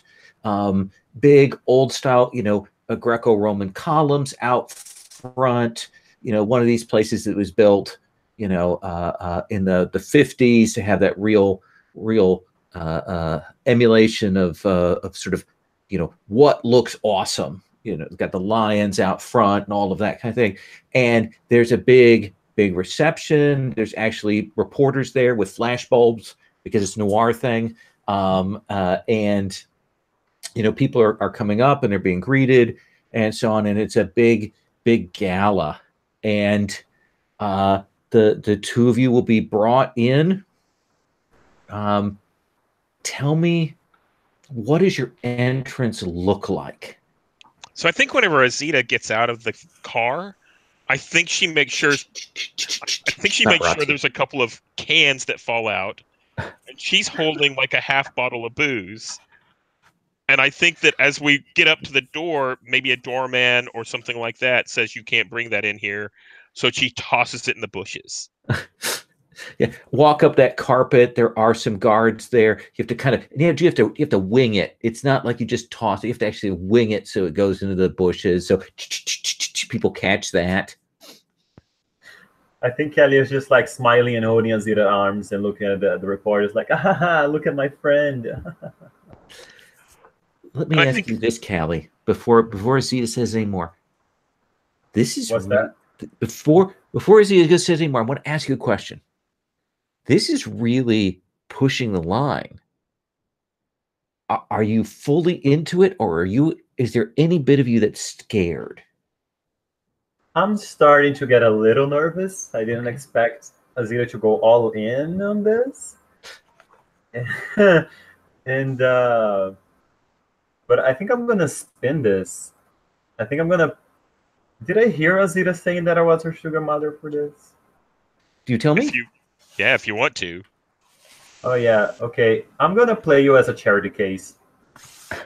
I'm gonna say this is one of the many people who live in poverty in the city.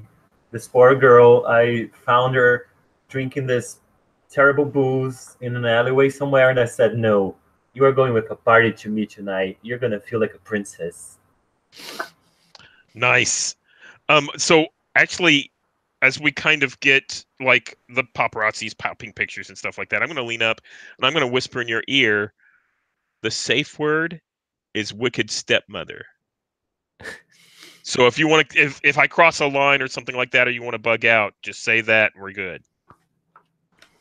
Oh, I sure hope I have to. And you will go in. Those big doors.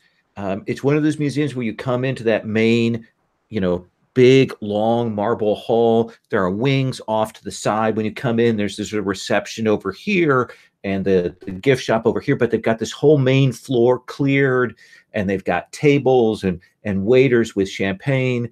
There are, big ornate stairs going up to the different, branch off wings, but this is just an enormous marbled gallery filled with the hoi polloi, the wealthy, the society people of the city here, and all dressed to the nines, tuxedos and everything. And there you do clear a path as you go through here. So what do you want to do, Callie? I think I'm gonna walk up and talk to people and introduce Azira as if they should know her. I'm like, hey, this is Azira, and like no context, like zero context, and just, have you seen my mother? And make sure that I know where she is, and I just take the longest time possible reaching her before I've talked with everyone that I know at this party. I'm making like a spiral towards her. And before we go any further, I think I checked 3 attention on my wealthy broken family thing. So so we can. It's gonna come into play. So what kind of is that your relationships? It's a defined relationship. Okay, then let me tell you what you could take as an advance for that. So here are the possible improvements.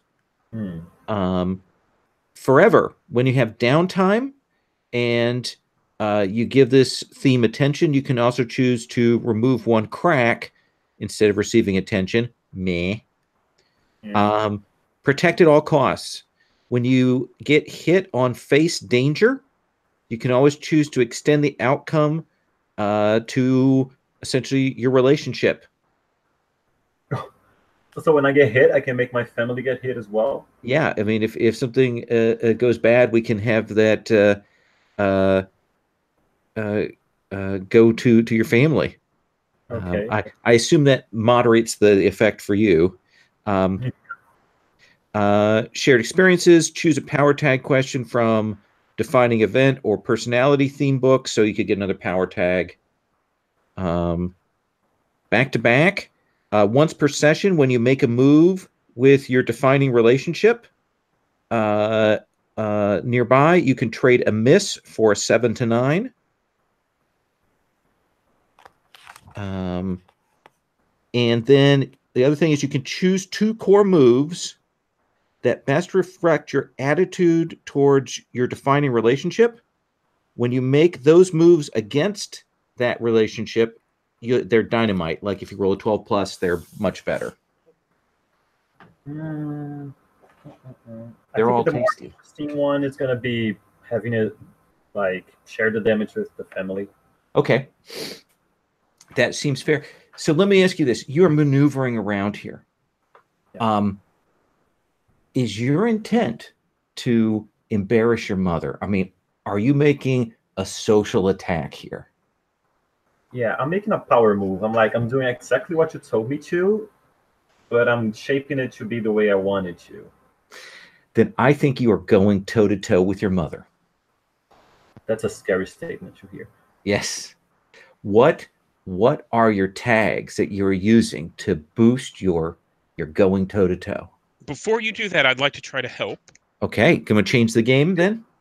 Yeah, I'll change the game, and I'm going to use our team masked vigilante. Okay. So I'm going to use I've got others back, Okay. and probably blow off some steam as I go around and you introduce me. You know, I'm playing up the fact that I know nothing about the etiquette here. Okay. And I'm not trying to be uncouth, but I'm coming across as uncouth, and people see how good of a job you're doing putting up with the lowly people like me. Absolutely. So let's have you do those tags and let's have you roll change game. Oh my God, look at you. Yeah. Two juice in play. So there you go. Okay. Thank you. And then let's have you go toe to toe with your mother. Oh, every time you say that, my heart skips a beat. I'm gonna use Smarter Than I Look from Poor Little Rich Girl. All right. Possibly Gifted Negotiator. Sure. That's the thing. I think that's it. Maybe Friends in High Places. If I have some. Yeah, because I'm going to give you a level 2 essentially status. I think you are under your mother's thumb, which will be a -2. Okay. Because this is you're pushing against something that is major for you. Yeah. Do I do something on my end for that status? So what you'll do is you'll put +2 from the juice that Azita generates. So you put that in the pluses, and you'll put 2 in the minuses up the top. And then you click your tags, and then you roll. All right. Let me see if I check any weaknesses here. No, I'm good. Here is nothing. What the what? I should have picked the dynamite thing. Come on. So you get to pick 2 from those results there. Oh boy. You managed to achieve your goal. I think I'm gonna inflict a status that's called maybe just fear. I think she learned that I won't hold punches if she treats me like that again. That I'm like going off the edge. She can't scare me anymore. I'm gonna pull some shit. Yeah, I think that's gonna hit and break that under your mother's thumb. I think that will remove that status from you. You can shatter that with that effect. Oh yeah. And then what's the other thing you want? I'm gonna block dodge or counter their best attempt. So there is that moment where she's got that wine glass and she sees you, and like all of the most important people are by her. All of the most important people. And she sees you, and now she's watched you with this, and you've never seen her be unable to speak. Like she can't even, she looks around. She's like a cornered, animal where she just, there's nothing to do. She's trapped. She sees the missile coming, and there's nothing that she can do. There's nothing that she can say. And all she does is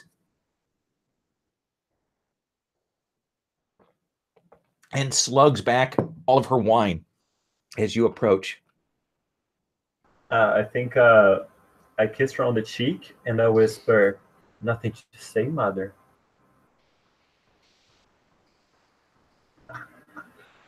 And I take her glass away, like I unclutch it from her hand, and I say, "Let me get you a refill. You're looking a little pale." Oh, this is my friend Azita, by the way. Azita, why don't you show her that thing you were showing me before we got in? Tell her how we say hi where we just were.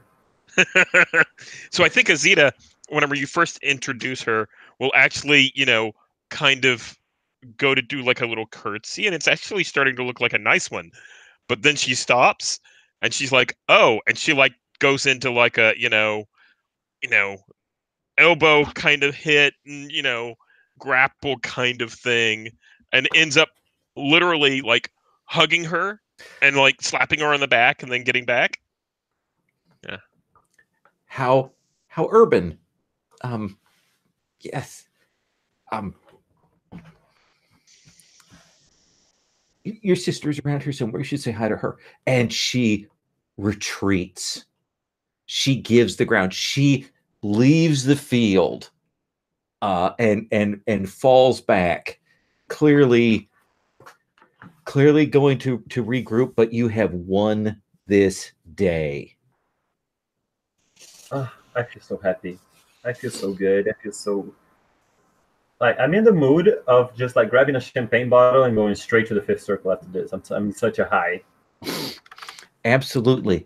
Let me cut back to the others. Let me check in if either of you have something you want to do. What do you think there, Kyle? I don't know. Because I've got something. If you two are kind of like, okay, I think we've hit where we need to be with this.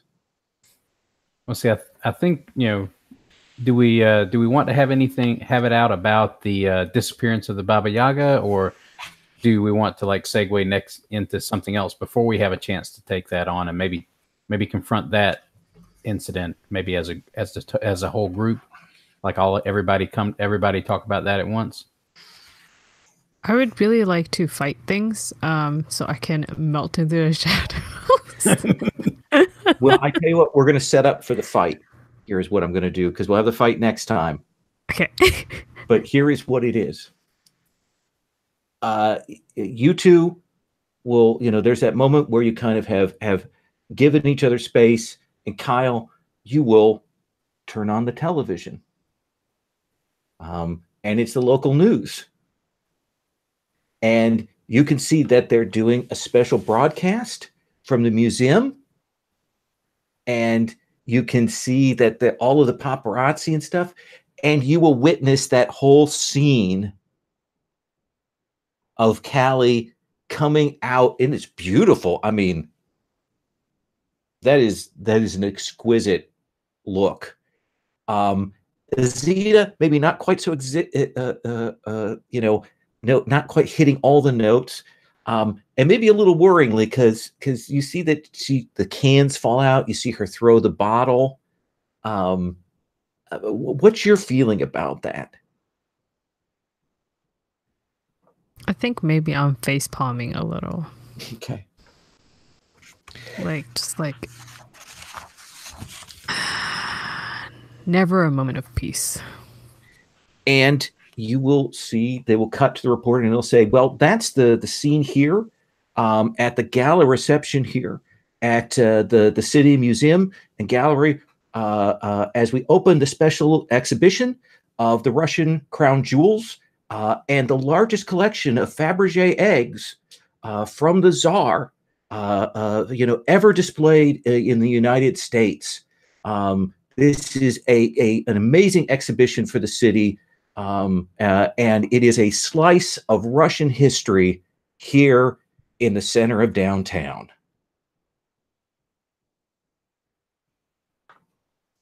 And that's where we're going to stop for tonight, because you can see where this is going.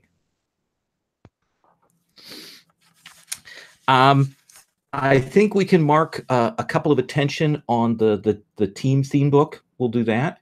Let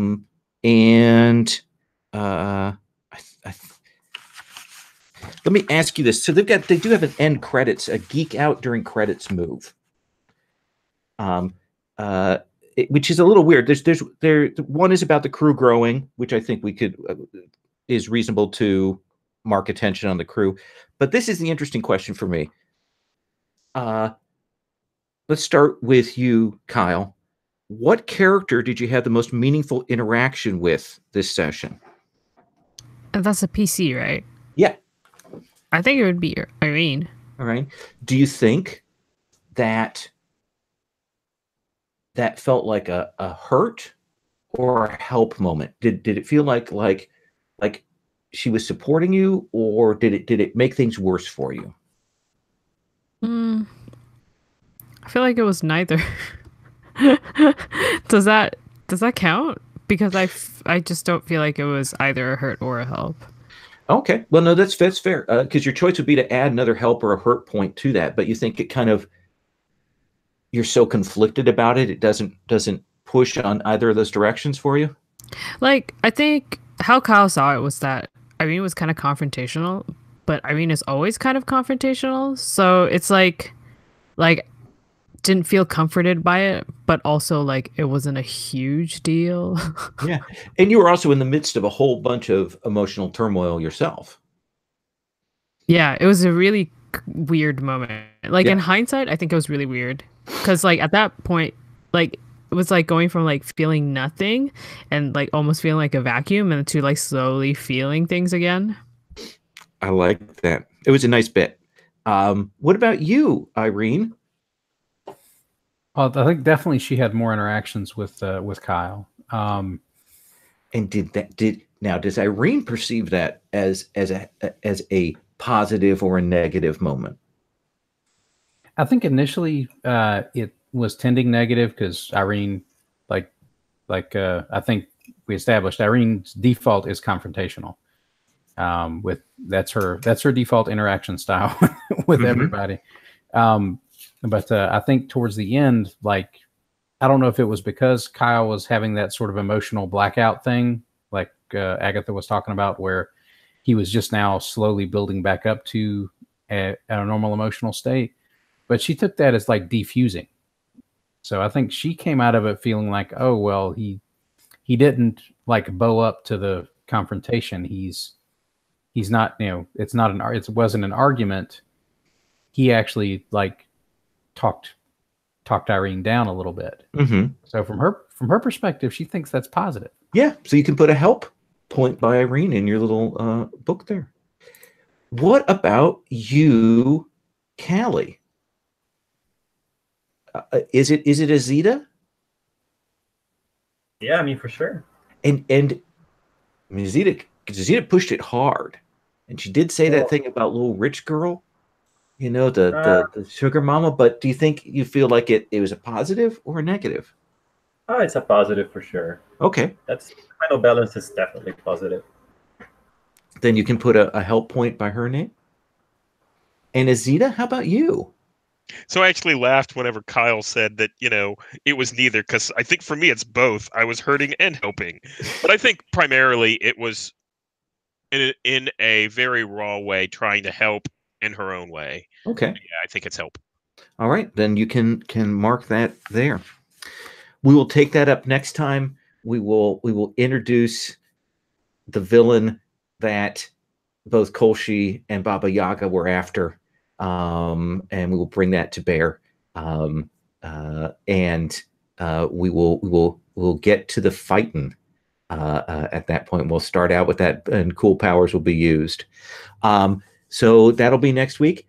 Thank you guys very much. By the way, I really enjoyed this. I want to thank you all for like getting the chance to let me see how character play could go at the table. I really enjoyed everybody's moments. Y'all had great stuff. It was a pleasure to run for. I loved all of your scenes. So very, very happy with that. And some interesting use of the mechanics. So I dug that. I'm going to stop the broadcast at that point.